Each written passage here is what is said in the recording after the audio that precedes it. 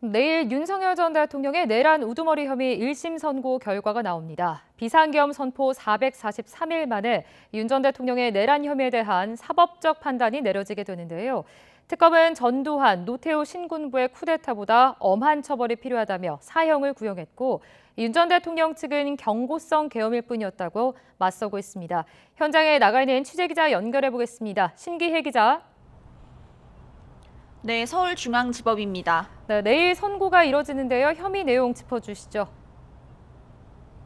네, 내일 오후 3시 서울중앙지법 417호 법정에서 내란 우두머리 혐의로 기소된 윤석열 전 대통령과 내란 중요임무종사 혐의로 기소된 김용현 전 국방부 장관 등 7명의 1심 선고 공판이 열립니다. 비상계엄 선포 443일 만에 내란 혐의 정점에 있는 윤 전 대통령에 대한 사법적 판단이 내려지는 겁니다. 혐의가 내란죄 하나인 만큼 가장 큰 쟁점은 비상계엄 선포와 함께 일어난 일들이 국헌 문란 목적의 폭동에 해당하는지 여부입니다. 구체적으로는 국회와 선관위에 대한 군경 투입, 정치인 체포조 운영, 언론사 단전 단수 지시 등이 판단 범위에 들어갑니다. 또 하나는 비상계엄이 헌법과 계엄법에 정해진 요건에 따라 선포된 것인지, 즉 이유가 합당했는지입니다. 윤 전 대통령이 계엄을 선포하며 내세운 부정선거 의혹, 반국가 세력 논리 등이 판단 대상이 됩니다. 비상계엄 선포의 절차적 정당성도 문제입니다.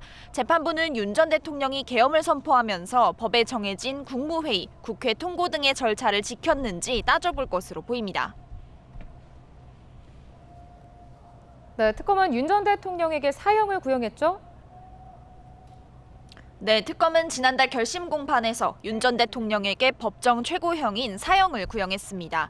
12.3 비상계엄은 윤 전 대통령이 권력을 독점하기 위해 일으킨 국헌 문란 목적의 폭동이었다는 겁니다. 특검은 특히 윤 전 대통령과 일당이 헌법적 가치를 수호해야 할 의무가 있는데도 이 같은 일을 저지른 만큼 전두환, 노태우 신군부보다 엄한 처벌이 필요하다고 강조했습니다. 전두환 노태우 세력 단죄의 역사가 있음에도 비상계엄을 수단으로 내란을 획책한 피고인을 비롯한 공직 엘리트들의 행태를 통해 그러면서 윤 전 대통령에게 특별히 낮은 형량을 선고할 이유가 없고 형벌의 선택이 상징적 의미를 가진다는 점을 고려하면 사형을 선고하는 게 타당하다고 주장했습니다. 네, 윤 전 대통령 측은 어떤 입장입니까?